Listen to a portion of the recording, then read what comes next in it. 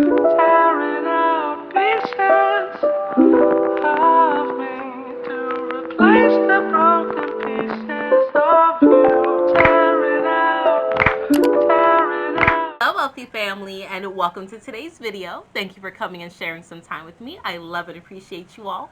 So today's video is a long time coming. I have been wanting to record this video for a while. It's part of the video, not really a series, but collection that I was doing talking about the importance of air, your clothing, shelter, and this is talking about food, okay? So it triggered, I never forgot about the video, but it triggered me to do it today based off a reading I was doing. I was talking to my client today about my past when I was on food stamps many years ago, me and my 3 kids, and I had a food stamp menu.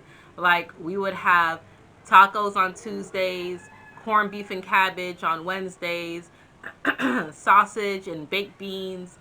On Fridays, we would splurge and have chicken and whatever was left from the daycare, because I used to work at a daycare, and sometimes we would have leftover broccoli or carrots or whatever the snacks was, and I would bring it home, right? So it just reminded me, hey, I got to talk to the wealthy family about that. Now, I say that not to, digress or talk about the struggle or anything, because I know I mentioned we don't always have to deal in the struggle in order to be successful, but the importance of having control over your own food.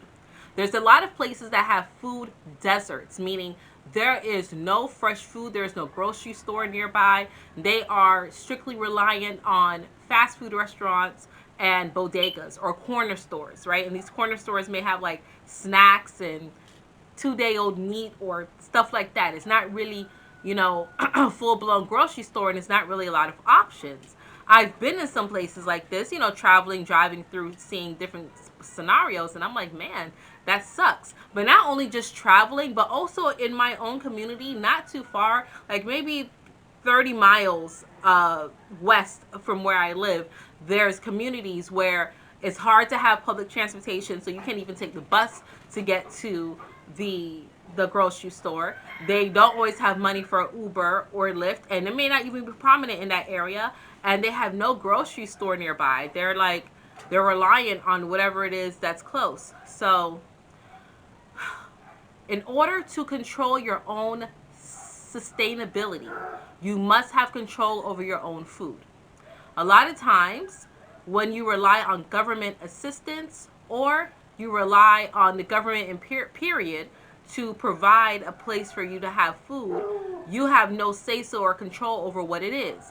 There is many times I will look for certain fruits and vegetables and it wouldn't be there. And I'm like, man, I know they exist because I used to have them all the time in Miami, but because locally people don't know about it, now the grocery store doesn't carry it, right?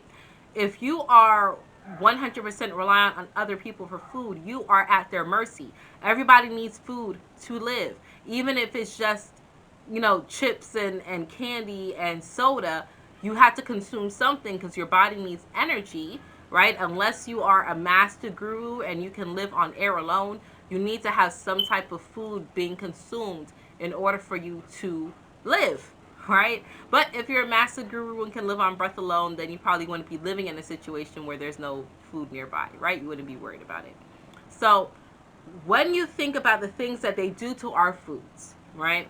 Now you're hearing a lot of genetically modified. Oh, it's genetically modified to get rid of seeds because babies were choking on seeds, or kids were choking on seeds, or hey, things were going bad too quick, so we genetically modified it so it doesn't go bad too quick, right? Oh, we introduced certain pesticides to help keep it fresher longer. Oh, we started using this wax to help make sure that it wasn't ugly because we were recognizing people weren't buying these fruits and vegetables that had blemishes on it.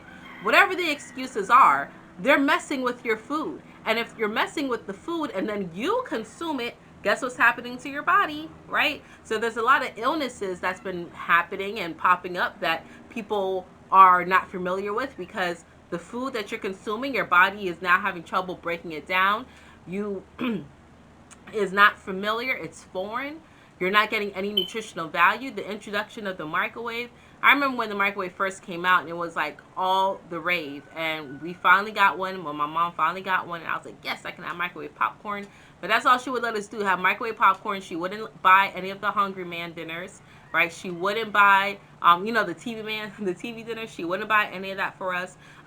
She wouldn't let us warm up the food in the microwave. We could just only make popcorn, like a couple of other things, right? And then when I moved out, got my own, I was like, oh, shit, this microwave is the best thing. I don't know what's wrong with her. Put my cup for water in there and warm up the food. Kids, I don't feel like cooking. We're going to get kid cuisine, right? This is when I started getting a little more food stamps, so now we can switch it up. Fridays, kids, you can have kid cuisine, right? Or Saturdays, we can have kid cuisine. And they loved it, right? There's all types of different stuff. But as I got older, I started realizing, you know what, this microwave sucks. If I put it in there too long, it dehydrates. It was messing with my stomach, some of the foods, and now I haven't had a microwave in 12 years, and I don't miss it. People come to my house all the time, and they're like, where's the microwave? And I'm like, I don't have one, right? My oven has a warming center. My oven has a warming feature on it. My stove has a warming center. I have toaster ovens. Like, we're fine. We'll be okay, right? It teaches you patience without having it. But it keeps us more in control of our food and the nutrients, the little bit that's left in it. It keeps us in control of that. When you get your produce and you look at those little stickers, they have the produce numbers. Many people don't even know what it is. They're just like, okay, whatever. But do you know that when you have 4 digits, I wrote it down, so mind me if I read. If you have 4 digits, it has pesticides, like very harmful pesticides, and no nutrients. And some of these places where I was going, these food deserts, where they may have an apple or a banana for sale in a bodega, most of them had 4 digits. Okay, no nutritional value. It's like completely GMO. One time I bought an apple from this store in my neighborhood, and I bought it just because we needed a fruit. But later on that night, I ended up going to Publix, so I never ate the apples. And they sat there because I was like, oh, I'm gonna take it back to the store. I'm gonna return it because I'm not gonna eat it. And they really sat there for a month and change. A month and change, and they never went bad. They never went bad. I had them still wrapped up in the styrofoam and the little container, the plastic wrap, and it never went bad. Not a mold. It didn't leak. It didn't go brown. Nothing. Kind of like McDonald's food sitting in your floor of your car, right? It never went bad. I said, huh, okay, something there. Never gonna buy produce from this place again. Like, that was horrible, right? If you have 5 digits starting with an 8, is GMO. It's genetically modified in some way. There's something that has been modified with this food. It is not 100% natural. You won't always see a lot of the 8-digit codes because a lot of them are printed and then they never really use the label. But in case you come across that, be aware.